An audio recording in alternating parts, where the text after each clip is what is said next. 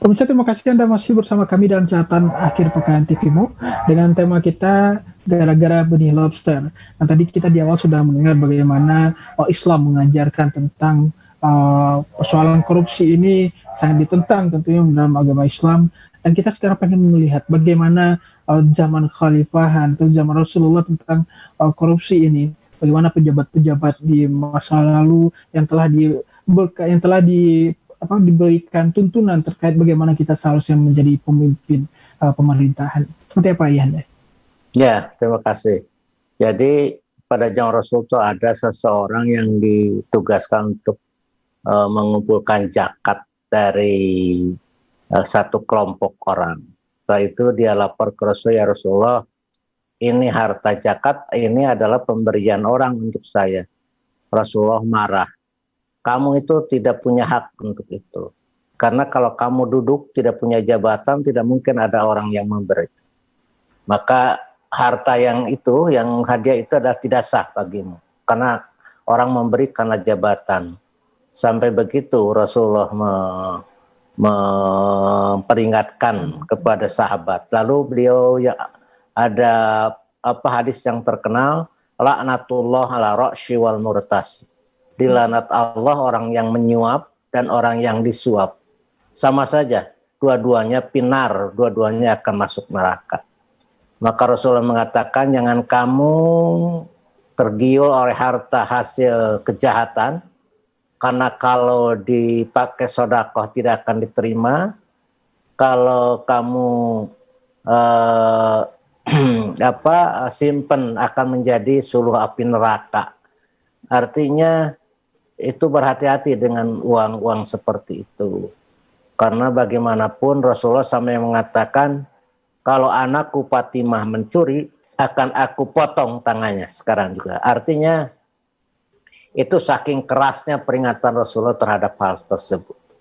Maka menurut saya hal ini menjadi sesuatu perhatian kita.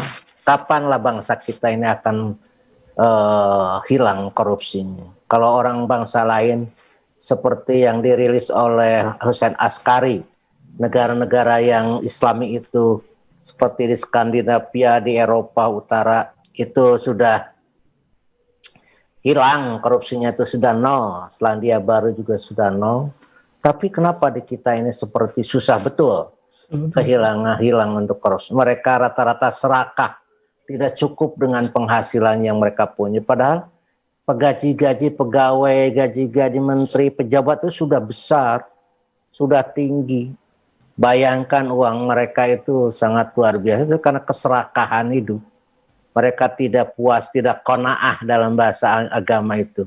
Mereka terus melakukan penyimpangan-penyimpangan seperti itu, walaupun mereka tahu bahwa hal itu adalah sesuatu yang dilarang oleh agama maupun oleh negara. Itu bagaimana kita lihat sejak zaman, maka Rasulullah juga telah mewanti-wanti jika anaknya sendiri. Rasulullah sangat tegas akan hal ini. Belum lagi sahabat-sahabat yang juga telah diperingati oleh Rasulullah, dan hingga sekarang kita lihat bagaimana realitas ini terjadi di tanah air, dan persoalan korupsi ini menjadi seolah tidak ada habisnya di saat negara fokus dengan persoalan-persoalan kebangsaan, dan kita kembali dihadirkan oleh kasus korupsi seperti yang terjadi operasi tangkap tangan, dan ini berkaitan dengan persoalan yang juga telah sejak awal kita dikritisi oleh Persyarikatan Muhammadiyah. Dan terkait kritik dari Persyarikatan Muhammadiyah atau masukan sebelumnya ya, dari Muhammadiyah juga telah memberikan masukan kepada pemerintah agar menunda kebijakan ekspor benih lobster ini, karena ini mencerminkan tadi tidak untuk SDM Indonesia yang perlu diperkuat lagi, dan tentu ini tidak mencerminkan untuk mewujudkan kesejahteraan bagi rakyat. Ini apa saja sih poin-poin yang diberi atau catatan yang diberikan oleh Persyarikatan Muhammadiyah? Ya, saya kira secara resmi Muhammadiyah mengkritik terhadap ekspor benih lobster ini, karena hasil analisis dari para ahli di Muhammadiyah, dengan ekspor benih lobster itu menguntungkan negara lain dan merugikan negara kita. Artinya para petani kita ini kan tidak bisa menjual hasil produksinya dengan harga yang tinggi, karena memang negara lain juga sudah mengembangkan yang bininya dari kita. Oleh karena itu satu kebijaksanaan seperti dulu dikatakan bahwa kita mengekspor itu hasil budidaya, jadi bukan yang mengekspor untuk barang mentah ya. Semuanya hasil tambang dan apapun, sehingga di sini ada smelter, ada lain, itu gunanya adalah kita lah menjual ke luar itu adalah barang yang sudah jadi produk Indonesia, bukan barang mentah. Kalau barang mentah mereka produksi sana lalu dijual lagi ke kita.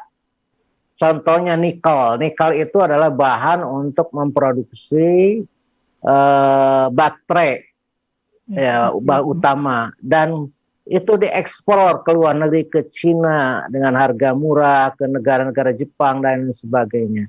Dan mereka yang menjadikan itu produk baterai sebagai komponen utama dari mobil listrik, dan nantinya dijual ke Indonesia dengan harga tinggi. Apakah itu tidak menjadi sesuatu ketidakbaikan ya? Padahal kalau kita di sini membuat pabrik baterai, undang para investor luar negeri itu untuk tidak ekspor barang mentah, tetapi kita akan mengolahnya di sini, maka pasti mereka pun berkepentingan untuk membuka pabrik di sini. Kalau dibuka pabrik di sini, tenaga kerja kita terserap dan ekspornya mempunyai nilai tambah ke luar negeri. Saya kira itu. Tetapi kalau di kita itu kan lagi-lagi saya katakan, mereka itu tergiur oleh sesuatu kepentingan pribadi, sehingga mereka lebih senang untuk mengekspor barang mentah dan mereka membeli barang jadi dari luar negeri.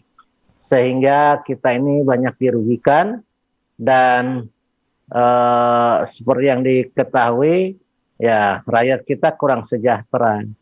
Saya kira kalau kita mengenakan hukum yang tegas lah terhadap koruptor itu, mereka seperti di negara-negara lain tidak punya ampun, saya kira mereka akan kapok juga, orang lain akan berpikir 3 kali untuk melakukan tindakan kejahatan ini. Karena ini kejahatannya bukan kejahatan yang bersifat individual, kejahatannya murokab, sangat merugikan terhadap kesejahteraan rakyat. Dan akibatnya rakyat akan menderita seperti di kita, di mana orang-orang miskin sangat banyak.